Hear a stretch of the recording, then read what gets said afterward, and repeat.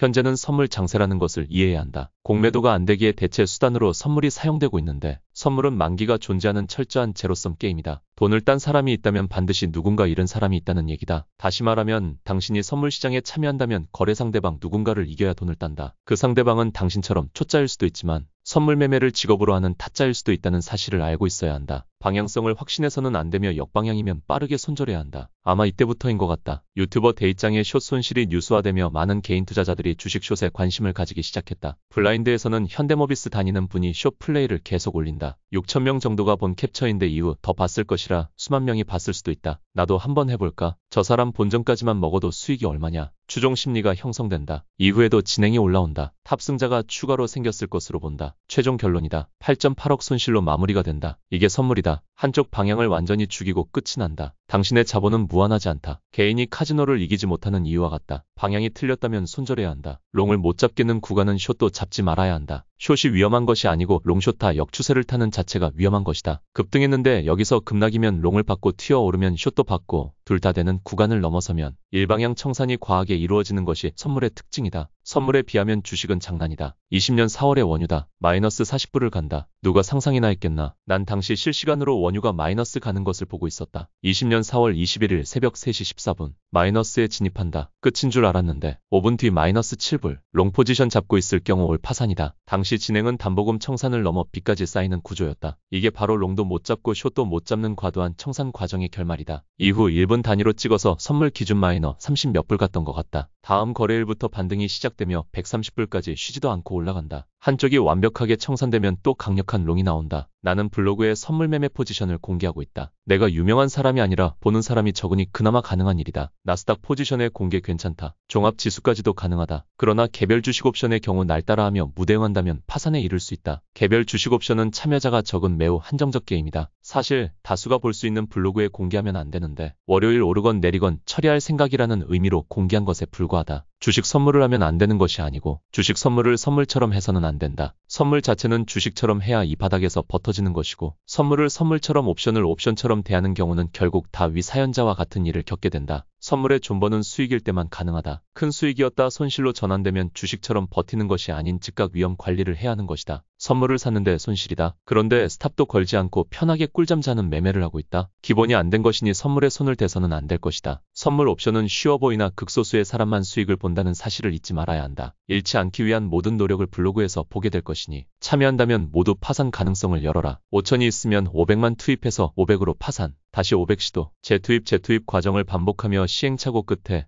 수익을 차곡차곡 쌓아가야 한다. 한 번에 큰돈을 벌 생각으로 영끌을 하면 영원히 기회는 사라지며 선물 시장에 발도 못 붙이게 된다는 것을 명심하자. 선물 매매 5원칙을 말해주겠다. 1. 선물은 물타기가 없다. 컷하고 다시 보는 것이다. 2. 손실인데 스탑로스 대응 없이 그냥 자는 짓 하지 말자. 롱 잡았는데 911 터지면 당신은 파산한다. 3. 파산 가능 금액만 할당하자. 내가 롱을 잡고 있는 구간의 911은 언제든 터질 수 있다. 파산 가능 금액만 할당해야 911 이후 찾아오는 반등장에 회복이 된다. 4. 롱장에서 수익에 취하지 말자. 수익이 연속적으로 진행되면 자신감이 생기고 남 따라해서 번 수익도 자신의 것으로 착각하여 오버하는 구간이 반드시 찾아온다. 특히 상승이 아닌 하락 구간을 조심하자. 1번을 기억하면 문제없는데 망각하고 물타기하면 3개월 수익 하루에 다 날린다. 5. 옵션은 근처도 가지 말자. 가끔 옵션을 샀다는 댓글을 본다. 옵션 원리를 완전히 이해한 사람 아니면 근처도 가지 말아라. 모든 것을 잃게 된다. 난 옵션 금액은 늘 휴지를 전제로 매수하는 것이며 휴지가 되어도 아무 상관없는 비중만 짠다. 옵션으로 인생 역전 노리지 말자.